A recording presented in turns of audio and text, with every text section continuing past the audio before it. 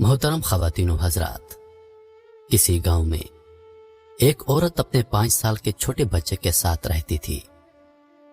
कुछ माह कबल ही उसके शौहर का इंतकाल हो गया था।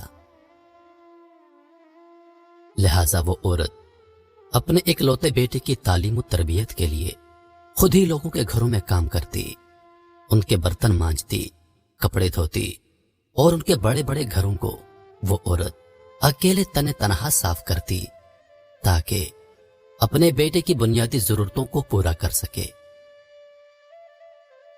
वक्त गुजरता गया और कई साल बीत गए। अब उसका बेटा जवान हो गया था और किसी अच्छी कंपनी में नौकरी करने लगा। उसकी शादी हो गई थी और एक प्यारा सा बेटा भी था। वो औरत अपने बुढ़ापे की दहलीज पर दस्तक दे रही थी। बेटा शादी के बाद और नौकरी मिलने के बाद मां का एहतराम करना तो दूर की बात, मां के साथ ढंग से बात भी ना करता था। उस बूढ़ी औरत की जिंदगी में फर्क सिर्फ इतना आया था कि पहले वो गैरों के बर्तन और कपड़े धोती थी, अब अपने बहू बेटे के झूठे बर्तन धो रही थी। पहले वो औरत दूसरों के घरों की सफाई करती थी, अब ये बहू के होते हुए भी अपने घर की सफाई करने पर मजबूर थी। खैर जो भी था, लेकिन थी तो वो एक मां ही। अपने बेटे की खुशी की खातिर वो हर दुख झेलने को तैयार थी। बेटे के पास दौलत की कमी ना थी, अल्लाह की दी हुई हर चीज अब उसके पास थी, लेकिन मां को उसने घर के एक अलग कमरे में छोड़कर रखा था, जहां मौसम की शिद्दत को रोकने के लिए मां के पास कोई बंदोबस्त ना था। उसका बेटा जब कई कई दिनों के बाद मां के कमरे में जाता तो सिर्फ मां को गुजरे हुए वक्त की महरूमियां याद करवाता। एक दिन सर्दियों की सर्द शाम में उसकी मां सोच रही थी कि आज उसका बेटा काम से वापस आएगा तो वो उसे कहेगी कि उसकी कमजोर हड्डियों में अब सर्दी को बर्दाश्त करने की हिम्मत नहीं रही। वो उसे नए कंबल का कहेगी, क्योंकि इस कंबल में उसे सर्दी बहुत लग रही थी और अब उसे पूरा यकीन था कि उसका बेटा उसकी ये ख्वाहिश जरूर पूरी करेगा। रात को बेटा घर आया तो मां ने बड़े प्यार से उसे नए कंबल का कहा तो बेटा गुस्से से आग बगोला हो गया। कहने लगा, मां अभी अभी मैं काम से आया हूं और आते ही आप अपना मुतालबा लेकर आ गई हैं। मां जी, तुमको तो पता है कि कितनी महंगाई हो गई है।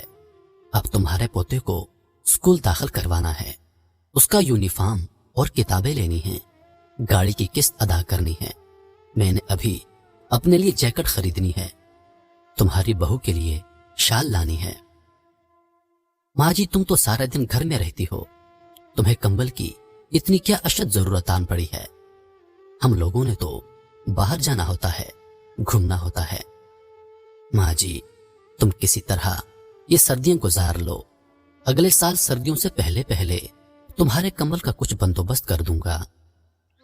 बूढ़ी मां खून के आंसू पीकर चुपचाप अपने बोसीदा कमरे में वापस आ गई और फटे हुए कंबल को ओढ़कर टूटी हुई चारपाई के कोने में सुकड़ कर लेट गई।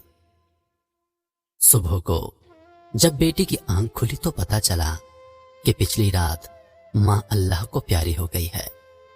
बेटे ने अपने तमाम रिश्तेदारों को मां के जनाजे पर बुलाया और मां की कफन दफन और मेहमानों की खातिर मदारत पर लाखों रुपए खर्च किए।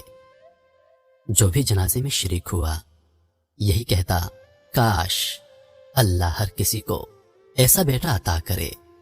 मरने के बाद भी मां से कितनी मोहब्बत करता है, लेकिन उन्हें यह पता नहीं था कि दुनिया वालों को दिखाने की खातिर जो बेटा अपनी मरी हुई मां के जनाजे पर लाखों रुपए खर्च कर रहा है, पिछली रात चंद सौ रुपयों के कंबल के ना होने की वजह से उसकी मां सर्दी में सिसक सिसक कर जान दे गई।